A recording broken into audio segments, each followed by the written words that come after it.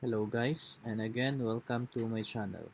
In this video I am going to show you on how to restore your existing database MySQL backup. Okay. So to start, we need to open first our MySQL server.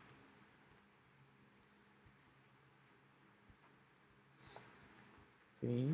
Be sure that you're going to use your administrator user account, or else you won't have the enough privilege to restore that one. Okay. So our backup is here, okay, under downloads, this one. So we've created this one in the last previous video on how to create a MySQL backup.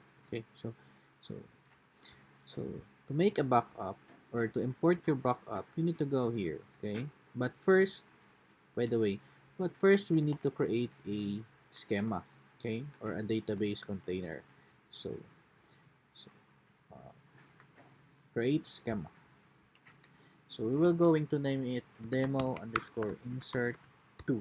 Okay, we already have the first demo insert, and then we were going to rename this one, or to name this one into demo underscore insert 2. Okay, so apply and apply. So now we are now ready to import our existing MySQL backup. So first you have to go here, server, and then data import.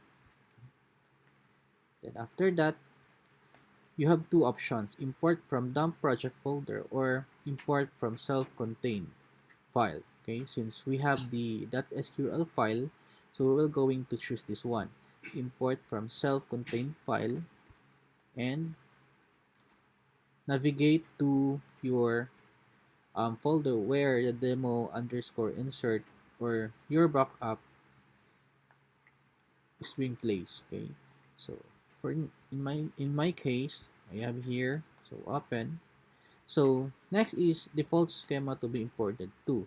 So we have to select our schema or our database. Okay, we're going to place that one here, demo insert 2. Okay, demo insert 1 has already its table, stored procedure, and so on and so forth. So for this demo, we're going to use this one, the newly created one, or you can create new, and then start import.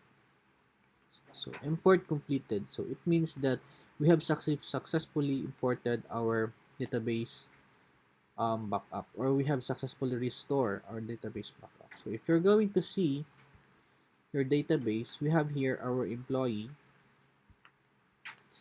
here, and if you were going to compare that one, so here, okay, this is the demo underscore insert database 1, and this is our newly created or the newly restored backup.